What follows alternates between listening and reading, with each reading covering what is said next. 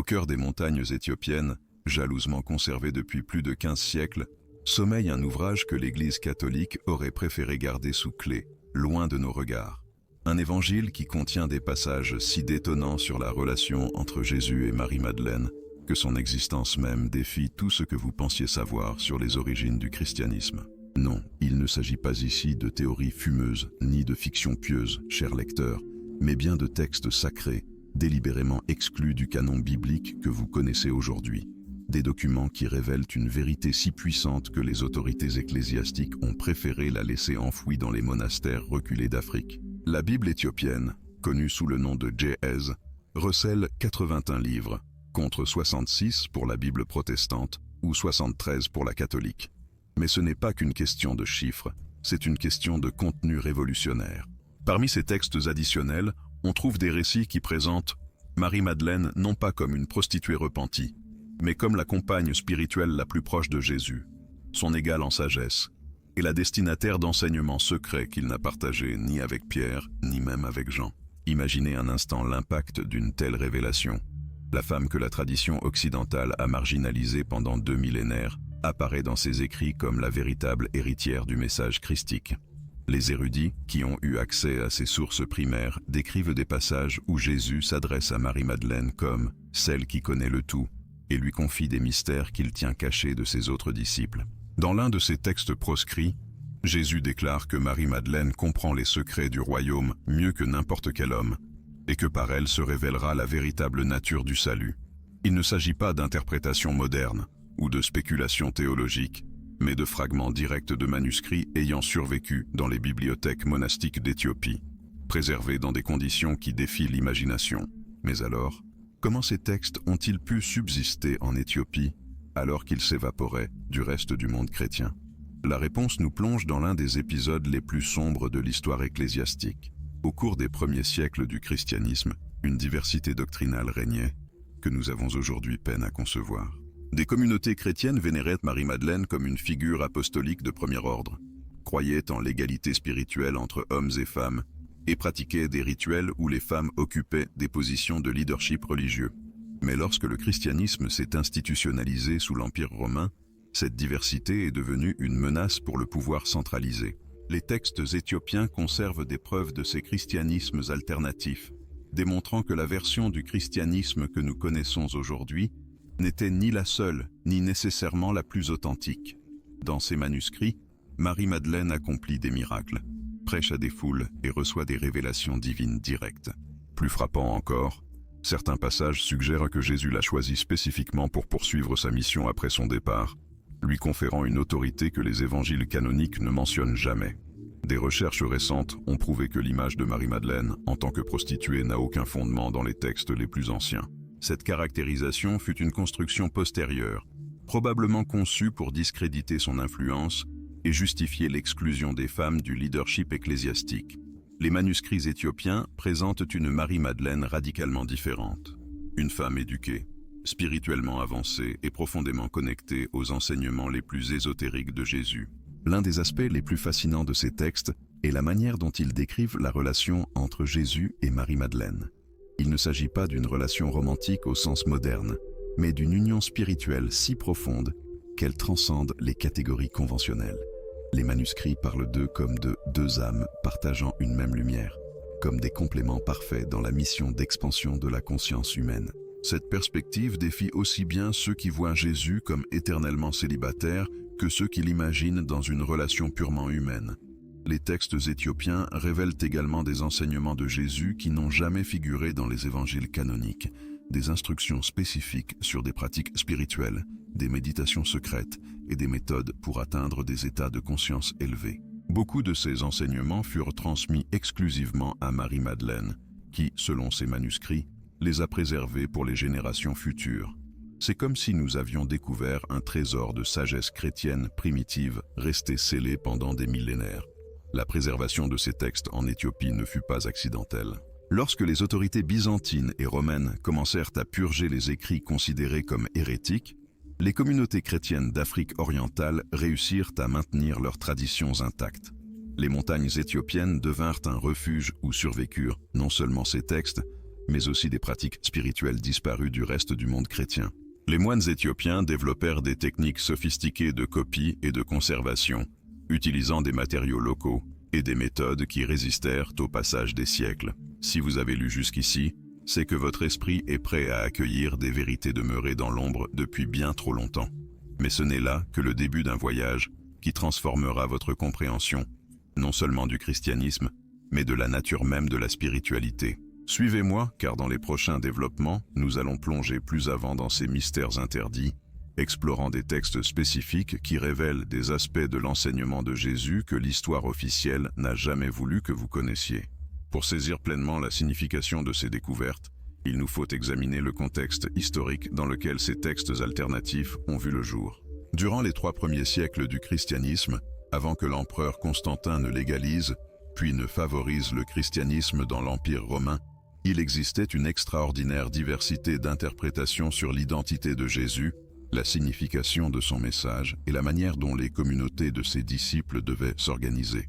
Cette diversité n'était pas perçue comme problématique par les premières communautés chrétiennes.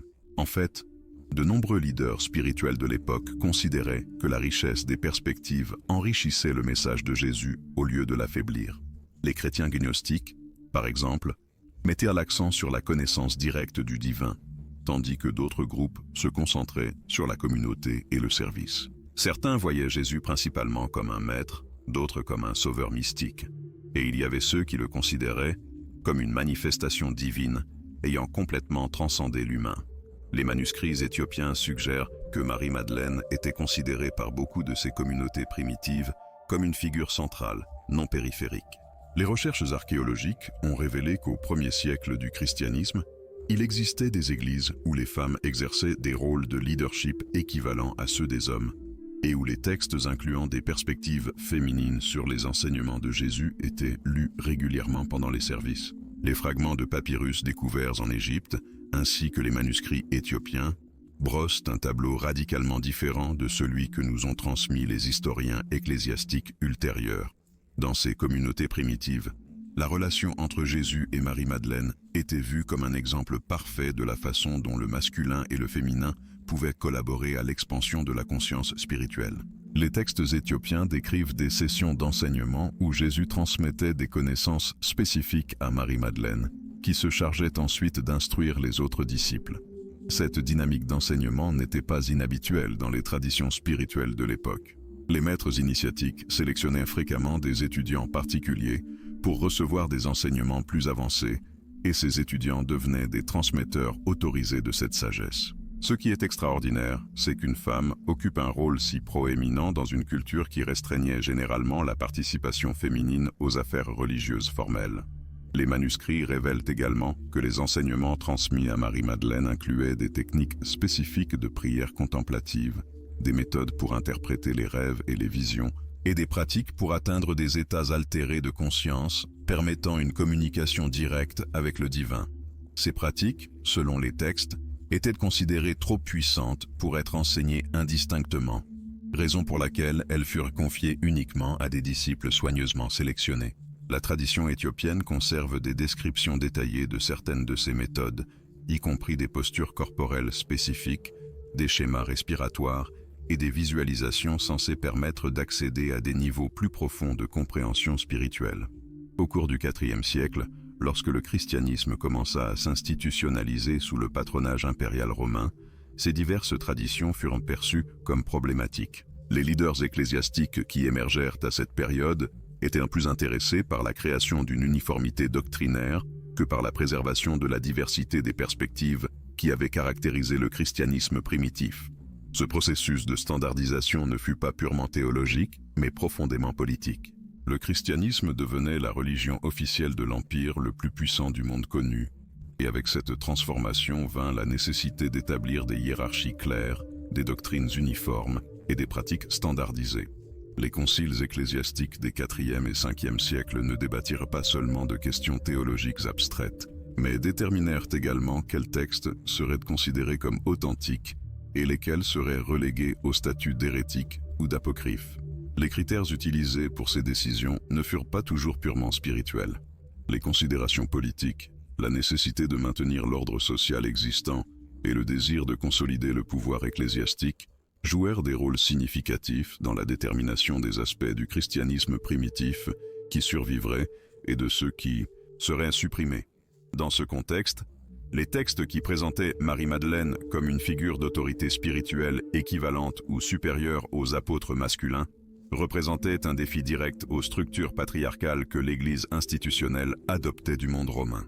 La suppression de ces textes ne fut pas accidentelle, mais systématique. Les manuscrits qui survécurent en Éthiopie le firent précisément parce que les communautés chrétiennes de cette région maintinrent une certaine indépendance vis-à-vis des décisions prises lors des conciles dominés par les églises du monde méditerranéen. Les spécialistes du christianisme primitif ont identifié des schémas clairs dans les textes qui furent supprimés. Ceux qui accordèrent des rôles proéminents aux femmes, qui incluaient des enseignements sur des pratiques spirituelles directes au lieu de rituels institutionnalisés, ou qui suggéraient que le salut pouvait être atteint par la connaissance intérieure plutôt que par la médiation ecclésiastique, avaient beaucoup plus de chances d'être déclarés hérétiques. Les manuscrits éthiopiens contiennent précisément ce type d'enseignement, ce qui explique à la fois leur suppression dans d'autres régions et leur préservation dans les traditions africaines. Les implications de ces découvertes vont bien au-delà de la curiosité historique. Si les textes éthiopiens contiennent des enseignements authentiques de Jésus qui furent systématiquement exclus de la tradition officielle, alors des millions de chrétiens ont été privés pendant des siècles d'aspects fondamentaux du message qu'ils affirmaient suivre. Les techniques de développement spirituel décrites dans ces manuscrits, les perspectives sur le rôle des femmes dans la vie spirituelle et la compréhension plus large de la nature du Christ qu'ils présentent, représentent un héritage perdu qui pourrait révolutionner la compréhension contemporaine du christianisme. Mais l'histoire de ces textes révèle également quelque chose d'encore plus profond sur la nature du pouvoir et du contrôle de l'information.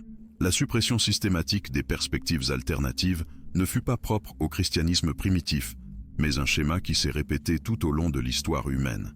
Ceux qui contrôlent l'information disponible pour les masses façonnent effectivement la réalité consensuelle de civilisations entières.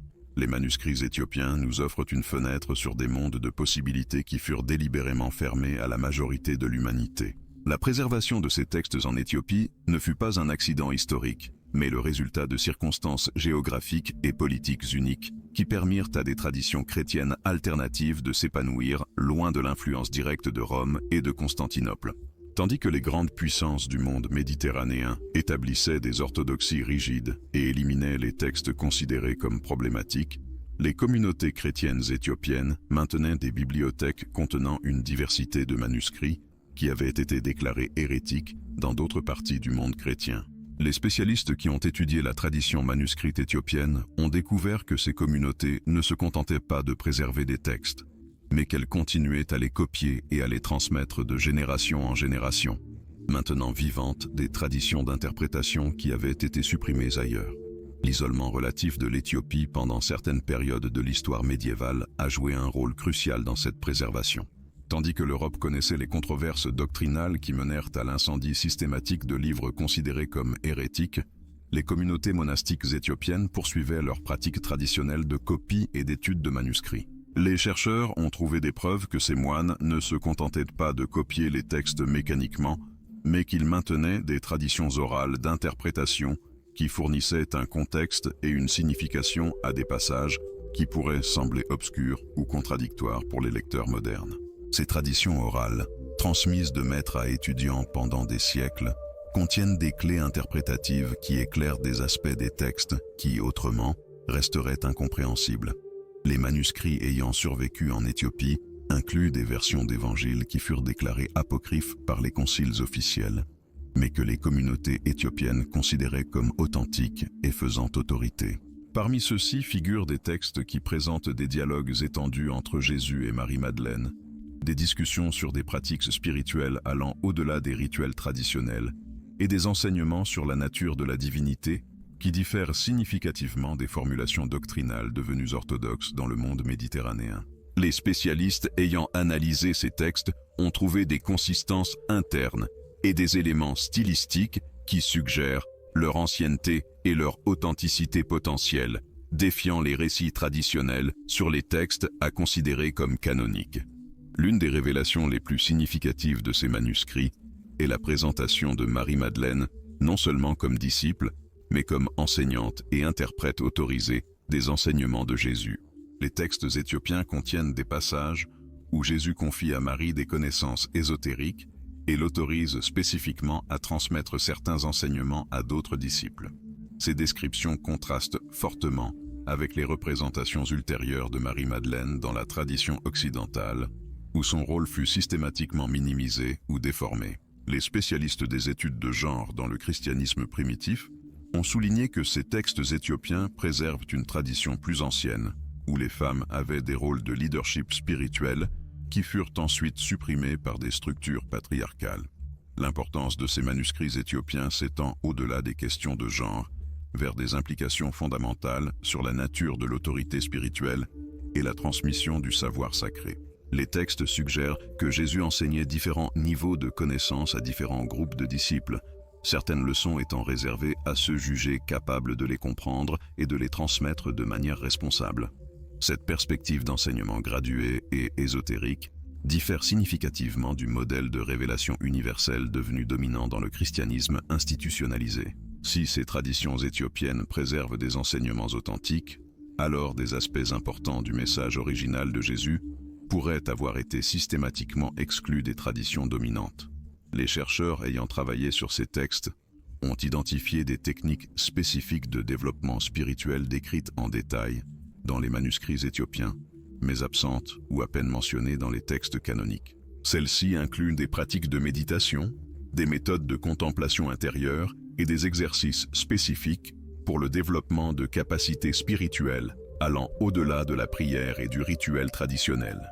Les spécialistes ont noté des similitudes entre ces pratiques et des traditions mystiques développées indépendamment dans d'autres cultures, suggérant que les textes éthiopiens pourraient préserver des éléments d'une tradition universelle de développement spirituel, partiellement supprimée dans le christianisme occidental. La relation entre Jésus et Marie-Madeleine, telle que présentée dans ces manuscrits éthiopiens, transcende les catégories conventionnelles de maîtres et disciples, ou même de compagnons spirituels. Les textes suggèrent une union de dessein et de compréhension opérant à des niveaux multiples, de la collaboration pratique dans l'enseignement à la communion spirituelle dans des dimensions que les textes décrivent comme mystérieuses et ineffables. Cette présentation a conduit certains spécialistes à suggérer que la suppression de ces textes ne concernait pas seulement le contrôle du pouvoir ecclésiastique, mais la suppression de modèles alternatifs de relations spirituelles qui défiaient des normes sociales plus larges sur le genre, l'autorité et la nature de l'union sacrée. Les techniques modernes d'analyse textuelle ont permis aux chercheurs d'examiner ces manuscrits éthiopiens avec un niveau de détail sans précédent. Les études de datation, l'analyse du vocabulaire et la comparaison avec d'autres textes anciens ont fourni des preuves qu'au moins certains de ces manuscrits préservent des traditions remontant au 1er siècle du christianisme. Les éléments linguistiques et stylistiques trouvés dans les textes éthiopiens montrent des caractéristiques cohérentes avec la littérature chrétienne primitive, mais incluant des variations et des développements uniques qui suggèrent des traditions d'interprétation indépendantes ayant évolué de manière isolée des courants principaux de la pensée chrétienne. La préservation de ces textes en Éthiopie révèle également des aspects importants de la résistance culturelle et de l'autonomie spirituelle. Les communautés qui ont conservé ces manuscrits l'ont souvent fait face à des pressions externes pour se conformer aux orthodoxies importées. Le fait qu'elles aient persisté à préserver et à transmettre des textes qui avaient été déclarés hérétiques ailleurs, voilà une énigme fascinante. La persistance de traditions déclarées hérétiques ailleurs témoigne d'un engagement profond envers des héritages jugés authentiques et précieux, indépendamment des pressions politiques ou ecclésiastiques extérieures. Cette résistance culturelle a permis aux générations modernes d'accéder à des perspectives sur le christianisme primitif qui, autrement, auraient été irrémédiablement perdues. Les manuscrits éthiopiens recèlent également des commentaires et des interprétations élaborées par des érudits locaux au fil des siècles. Ils offrent des éclairages singuliers sur la manière dont ces communautés concevaient et appliquaient les enseignements conservés dans les textes. Ces exégèses révèlent des traditions sophistiquées, opérant indépendamment des méthodes interprétatives qui se sont développées en Europe et au Moyen-Orient. Les interprétations éthiopiennes mettent souvent l'accent sur les aspects pratiques et expérientiels des enseignements, complétant et parfois contrastant avec les approches plus doctrinales qui ont caractérisé la théologie occidentale. La complexité de ces traditions interprétatives éthiopiennes devient manifeste lorsque l'on examine comment les commentateurs locaux ont abordé les descriptions de la relation entre Jésus et Marie-Madeleine. Les érudits éthiopiens ont développé des cadres conceptuels élaborés pour comprendre ce qu'ils décrivaient comme différents niveaux d'union spirituelle. Reconnaissant que les catégories conventionnelles de la relation humaine se révélaient insuffisantes pour décrire pleinement ce que les textes présentaient, certains commentaires suggèrent que cette relation représentait un modèle de complémentarité spirituelle où les différences de genre n'étaient pas des obstacles, mais des opportunités pour des formes plus complètes de compréhension et de service divin. Les chercheurs contemporains ont noté que ces cadres interprétatifs éthiopiens ont anticipé nombre de concepts qui n'ont été articulés que récemment dans les études modernes de spiritualité et de psychologie transpersonnelle. Les descriptions d'états de conscience partagés, de communication intuitive et de finalité unifiée qui apparaissent dans les textes éthiopiens résonnent avec les compréhensions contemporaines de phénomènes transcendant les limites ordinaires de l'expérience individuelle. Cette convergence entre la sagesse antique préservée en Éthiopie et les compréhensions modernes suggère que les communautés qui ont maintenu ces textes avaient accès à des traditions de savoir expérientiel qui complétaient leur compréhension doctrinale. L'analyse des manuscrits éthiopiens a également révélé des preuves d'échanges culturels et intellectuels qui connectaient les communautés chrétiennes éthiopiennes à des traditions de sagesse plus vastes existant en Afrique et en Asie. Des éléments trouvés dans certains textes suggèrent des influences des traditions coptes, syriaques et potentiellement même bouddhistes et hindous parvenues en Éthiopie via les routes commerciales et les réseaux monastiques. Cette synthèse d'influences a créé des traditions interprétatives uniques qui intégraient de multiples perspectives sur la nature de la relation spirituelle et de l'union divine. Les techniques de préservation utilisées par les communautés éthiopiennes méritent, elles aussi, une considération particulière. Les manuscrits furent copiés et recopiés au fil des siècles selon des méthodes qui maintenaient non seulement le contenu textuel, mais aussi des éléments visuels et symboliques faisant partie intégrante du message. Les scribes éthiopiens ont développé des systèmes de notation et de commentaires marginaux qui préservaient de multiples strates d'interprétation, permettant aux générations futures d'accéder tant au texte original qu'aux compréhensions accumulées par des communautés d'études qui avaient travaillé sur ces matériaux pendant des siècles. Les études récentes de ces systèmes de préservation ont révélé que les manuscrits éthiopiens contiennent des informations codées qui ne deviennent apparentes que lorsque l'ensemble du document est examiné comme un système intégré. Les motifs d'illumination, le choix des couleurs, la disposition du texte, et même la sélection des matériaux d'écriture semblent avoir été utilisés pour transmettre des informations additionnelles qui complétaient le contenu textuel explicite. Cette sophistication suggère que les communautés qui ont créé et maintenu ces manuscrits possédaient des compréhensions avancées de la communication multimédia, intégrant des éléments visuels, textuels et symboliques de manière à maximiser tant la préservation que la transmission d'un savoir complexe. La résistance de ces traditions éthiopiennes à l'assimilation forcée offre également des perspectives importantes sur la nature de l'autorité spirituelle et l'autonomie communautaire. Les communautés qui ont maintenu ces textes l'ont fait face à des pressions considérables pour adopter des interprétations validées par des autorités externes.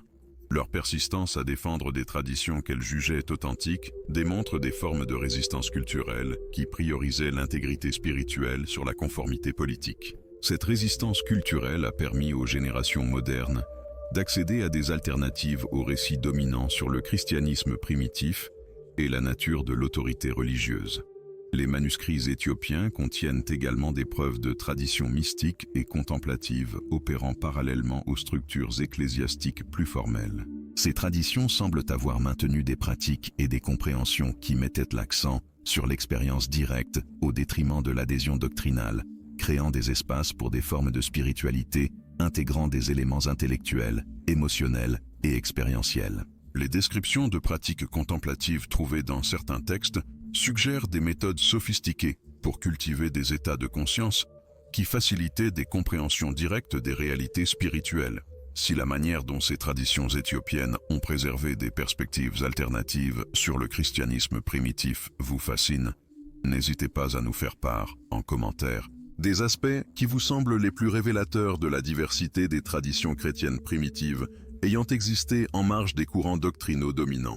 L'influence de ces traditions éthiopiennes s'est étendue bien au-delà des communautés qui les ont directement maintenues. Les études historiques ont documenté des réseaux d'échanges connectant les communautés chrétiennes éthiopiennes à des groupes en Égypte, au Soudan et dans d'autres régions d'Afrique qui maintenaient également des traditions chrétiennes distinctives. Ces connexions ont facilité la préservation et la transmission de textes et de traditions qui avaient été supprimés dans d'autres régions, créant un réservoir de diversité chrétienne ayant survécu à des périodes d'orthodoxie forcée qui avaient éradiqué des alternatives ailleurs.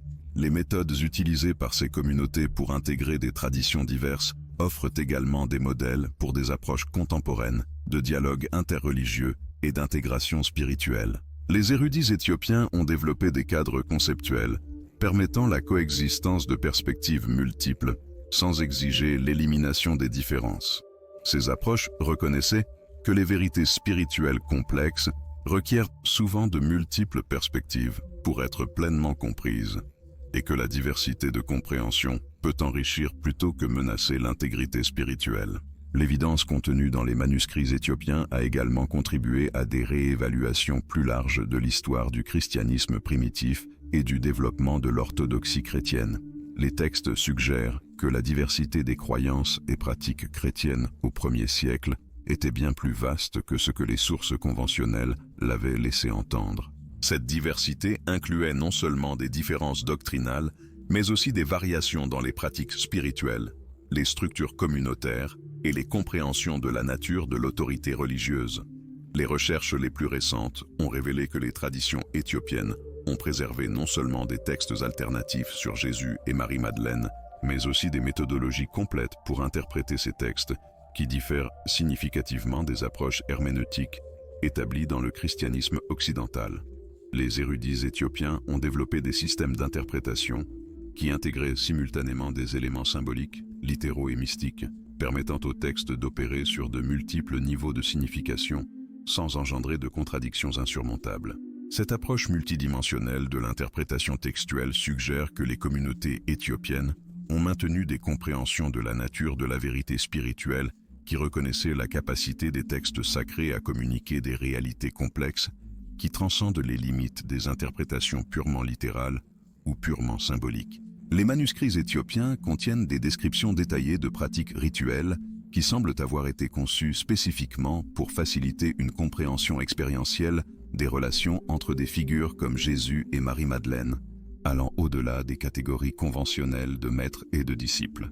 Ces pratiques incluaient des formes de contemplation impliquant tant la réflexion intellectuelle que l'expérience directe, créant des contextes où les participants pouvaient accéder à des compréhensions de la nature des relations spirituelles profondes qui ne dépendaient pas exclusivement de descriptions textuelles. Les éléments rituels décrits suggèrent que ces communautés maintenaient des traditions vivantes qui complétaient et enrichissaient les compréhensions issues des textes écrits. La préservation de ces traditions en Éthiopie a également fourni des preuves de la manière dont les communautés chrétiennes primitives naviguaient les tensions entre l'autorité institutionnelle et l'expérience spirituelle personnelle. Les textes éthiopiens décrivent des structures communautaires qui reconnaissaient de multiples formes d'autorité spirituelle, incluant des formes de leadership basées sur la sagesse expérientielle et la capacité à faciliter des transformations spirituelles chez autrui. Ces structures semblent avoir créé des espaces où des figures comme Marie-Madeleine pouvaient être reconnues comme des maîtresses spirituelles légitimes, sans devoir se subordonner à des structures hiérarchiques qui privilégiaient des formes particulières d'autorité institutionnelle. Les études comparatives ont démontré que les traditions éthiopiennes ont maintenu des continuités significatives avec les traditions gnostiques et mystiques qui furent supprimées dans d'autres régions durant les processus d'établissement de l'orthodoxie chrétienne. Cependant, ces continuités ne représentent pas la simple préservation de traditions hérétiques alternatives, mais plutôt le maintien d'approches de la spiritualité chrétienne qui intégraient des éléments ultérieurement séparés artificiellement par des développements doctrinaux spécifiques. Les textes éthiopiens suggèrent qu'il était possible de maintenir des compréhensions sophistiquées de figures telles que Jésus et Marie-Madeleine, honorant à la fois leurs dimensions humaines et leur signification spirituelle sans créer de dichotomie problématique. Les traditions contemplatives préservées dans les manuscrits éthiopiens incluent également des techniques spécifiques pour cultiver des états de conscience qui facilitaient des compréhensions directes de la nature des relations spirituelles profondes. Ces techniques semblent avoir été développées spécifiquement pour permettre aux pratiquants d'accéder à des niveaux de compréhension de figures comme Jésus et Marie-Madeleine, qui transcendaient les limites de la connaissance purement conceptuelle. Les descriptions de ces pratiques suggèrent des méthodes sophistiquées qui intégraient des éléments de contemplation, de visualisation et d'expérience corporelle de manière à faciliter des transformations profondes dans la compréhension et l'expérience des pratiquants. L'évidence contenue dans les textes éthiopiens a également contribué à des réévaluations plus larges du rôle des femmes dans le christianisme primitif et des formes par lesquelles ce rôle fut ultérieurement restreint ou réinterprété par des développements institutionnels spécifiques. Les manuscrits préservent des descriptions de Marie-Madeleine qui mettent en lumière sa fonction de transmettrice d'enseignements spirituels complexes et sa capacité à faciliter des compréhensions profondes chez autrui. Ces descriptions suggèrent que son rôle au sein des communautés chrétiennes primitives était bien plus central et multifacétique que ce que les sources conventionnelles ont indiqué, et que les restrictions ultérieures concernant le leadership féminin représentaient des déviations significatives par rapport à des pratiques chrétiennes primitives plus inclusives. Les érudits ayant étudié les manuscrits éthiopiens ont également identifié des preuves de traditions de dialogue et de débat théologique opérant selon des principes différents de ceux établis dans les centres chrétiens les plus orthodoxes. Ces traditions semblent avoir valorisé l'exploration de questions complexes et la considération de multiples perspectives comme des éléments essentiels du développement spirituel, plutôt que d'emphasiser l'adhésion à des formulations doctrinales spécifiques. Cette approche du dialogue théologique a créé des contextes où pouvaient être explorées des compréhensions sophistiquées de figures comme Jésus et Marie-Madeleine, sans les restrictions imposées par les impératifs de conformité doctrinale. Les traditions éthiopiennes ont également maintenu des approches de l'étude des textes sacrés qui reconnaissaient l'importance de l'expérience personnelle et de la transformation spirituelle comme critères pour évaluer la validité et l'utilité d'interprétations particulières. Cette approche suggérait que la compréhension authentique de figures telles que Jésus et Marie-Madeleine exigeait non seulement une analyse intellectuelle, mais aussi la culture de capacité d'expérience directe, permettant l'accès à des dimensions de sens inaccessibles par des méthodes purement académiques. Les textes décrivent des processus d'étude qui intégraient des éléments contemplatifs et expérientiels de manière à faciliter des compréhensions transformatrices. La préservation de ces traditions alternatives en Éthiopie a démontré l'existence de formes de christianisme primitif qui maintenaient des compréhensions plus holistiques de la nature de la spiritualité et des relations spirituelles profondes. Ces compréhensions reconnaissaient que des figures comme Jésus et Marie-Madeleine opéraient à des niveaux de réalité qui transcendaient les catégories conventionnelles utilisées pour décrire les relations humaines ordinaires, mais que ces dimensions transcendantes ne niaient ni ne contredisaient leurs aspects humains et relationnels. Les textes éthiopiens suggèrent des approches intégratives qui honorèrent la complexité totale de ces figures sans les réduire à des catégories simplifiées. Les études contemporaines de ces manuscrits ont révélé que les traditions éthiopiennes ont également préservé des compréhensions de la nature de la révélation et de l'autorité spirituelle qui différaient significativement de celles développées au sein du christianisme institutionnel. Ces compréhensions reconnaissaient de multiples canaux pour la réception de la sagesse spirituelle et valorisaient des formes d'autorité basées sur la capacité à faciliter la transformation et la compréhension chez autrui, plutôt que de dépendre exclusivement de positions institutionnelles ou de titres formels. Cette approche de l'autorité spirituelle a créé des contextes où des figures comme Marie-Madeleine pouvaient être reconnues comme une maîtresse légitime en se basant sur la profondeur de sa compréhension et son efficacité à guider les autres vers des expériences transformatrices. Les implications de ces découvertes pour notre compréhension du christianisme primitif sont profondes et transformatrices. Les manuscrits éthiopiens révèlent que durant les premiers siècles du christianisme, il existait de multiples courants théologiques qui coexistaient et se développaient de manière très différente de ce qui fut ultérieurement établi comme orthodoxie officielle. Ces courants alternatifs ne représentaient pas des déviations ou des hérésies, mais des développements légitimes du message central qui avait été transmis par les premières communautés chrétiennes. L'étude attentive de ces textes a démontré que les compréhensions de Jésus et Marie-Madeleine, que les traditions éthiopiennes ont préservées, reflétaient des mémoires historiques authentiques, maintenues par des communautés ayant eu un accès direct aux enseignements originaux. Les chercheurs ont identifié dans ces manuscrits des éléments qui suggèrent que les premières communautés chrétiennes opéraient selon des principes organisationnels très différents de ceux qui furent établis ultérieurement. Au lieu de structures hiérarchiques rigides, ces communautés semblent avoir fonctionné comme des réseaux de maîtres et d'étudiants, où l'autorité reposait sur la sagesse démontrée et la capacité à faciliter la transformation spirituelle chez autrui. Marie-Madeleine émerge dans ces textes comme une figure centrale de ces réseaux, reconnue non seulement pour sa proximité avec Jésus, mais aussi pour ses propres capacités de maîtresse et de guide spirituel. Les textes décrivent des communautés où hommes et femmes participaient à égalité au rôle de leadership spirituel et où les différences de genre ne déterminaient pas l'accès aux enseignements avancés ou aux responsabilités communautaires. La préservation de ces traditions alternatives en Éthiopie a également révélé qu'il existait des approches très sophistiquées de l'interprétation des textes sacrés qui reconnaissaient de multiples niveaux de signification et utilisaient des méthodes herméneutiques intégrant analyse intellectuelle et pratique contemplative.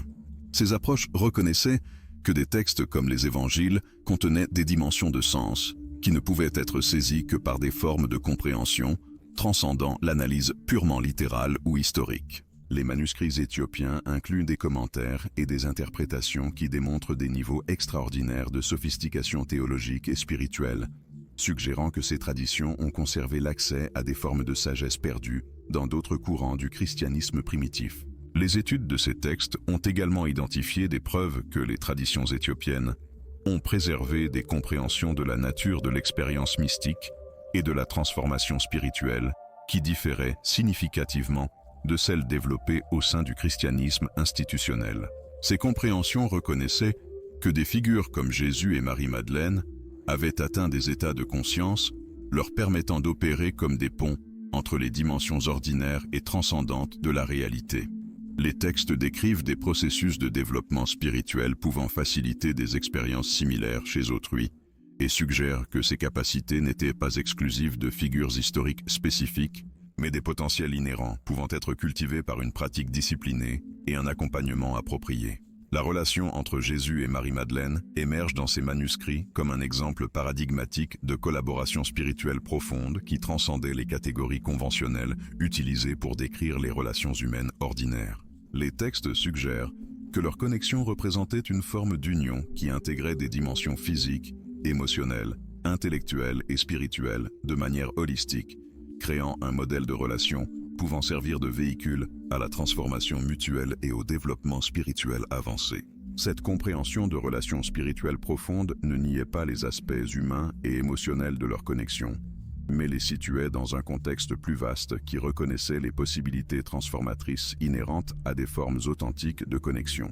Les manuscrits éthiopiens ont également conservé des enseignements suggérant que Jésus et Marie-Madeleine œuvraient de concert à la transmission de formes de sagesse qui exigeaient la présence conjuguée du masculin et du féminin pour leur pleine communication. Ces préceptes reconnaissaient que certains aspects de la vérité spirituelle ne pouvaient être appréhendés qu'à travers l'intégration de perspectives et d'aptitudes traditionnellement associées aux principes masculins et féminins. Cette compréhension impliquait que la séparation ou la hiérarchisation de ces principes créait des entraves artificielles, obstruant l'accès à une compréhension spirituelle plus intégrale. Les traditions conservées dans ces textes décrivent par ailleurs des pratiques et des rituels qui favorisaient des expériences directes d'état de conscience, permettant une appréhension immédiate de vérité qui aurait autrement exigé des années d'études théoriques. Ces pratiques intégraient des éléments de méditation, de contemplation, de travail corporel et de rituels cérémoniels, créant ainsi des contextes propices à une transformation profonde.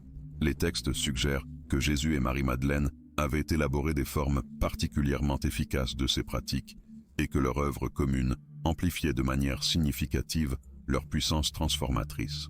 Les chercheurs ont relevé que les manuscrits éthiopiens contiennent également des références à des enseignements reconnaissant l'importance de la sexualité sacrée comme composante légitime d'un développement spirituel avancé. Ces enseignements ne prônaient ni le libertinage ni l'indulgence, mais reconnaissaient que l'énergie sexuelle, lorsqu'elle était comprise et canalisée de manière appropriée, pouvait servir de puissant catalyseur pour les processus de transformation spirituelle. Les textes suggèrent que Jésus et Marie-Madeleine avaient développé des compréhensions sophistiquées sur ces aspects de l'expérience humaine et que leurs enseignements incluaient une guidance pratique sur l'intégration de la sexualité et de la spiritualité, facilitant ainsi un développement holistique. La préservation de ces compréhensions alternatives dans les traditions éthiopiennes démontre qu'au cours des premiers siècles du christianisme, des courants théologiques existaient, adoptant des approches bien plus intégratrices et holistiques de la nature humaine et du potentiel spirituel. Ces courants reconnaissaient que la transformation authentique exigeait le développement de toutes les dimensions de l'expérience humaine, y compris les aspects physiques, émotionnels, intellectuels et spirituels, et que la négation ou la suppression de l'une de ces dimensions créait des déséquilibres entravant un épanouissement complet. Les textes décrivent des voies de développement qui honoraient la complexité intégrale de l'expérience humaine tout en facilitant la transcendance des limitations ordinaires. Les études contemporaines de ces manuscrits ont révélé que les traditions éthiopiennes ont également conservé des compréhensions sur la nature de la communauté spirituelle qui différaient significativement des modèles institutionnels qui se sont développés ultérieurement. Ces compréhensions reconnaissaient que les communautés authentiques se formaient autour d'engagements partagés envers la transformation mutuelle et le développement spirituel, plutôt que par l'adhésion à des dogmes spécifiques ou la loyauté envers des autorités institutionnelles. Les textes décrivent des communautés qui fonctionnaient comme des organismes vivants, où chaque membre contribuait selon ses capacités uniques, tout en recevant un soutien pour son propre développement continu. Les implications de ces découvertes pour notre compréhension de figures telles que Jésus et Marie-Madeleine sont révolutionnaires.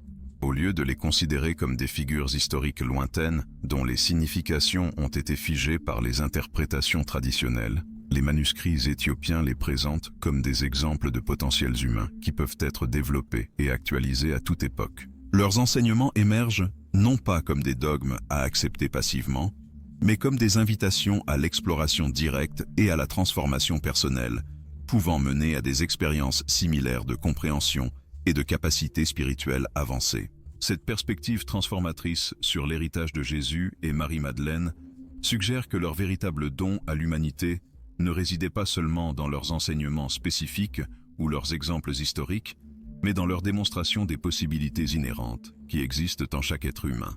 Les textes éthiopiens suggèrent qu'ils ont développé et exemplifié des modes de vie intégrant l'amour, la sagesse, le pouvoir spirituel et le service compatissant, de manière qui ont créé des modèles intemporels pour un développement humain intégral.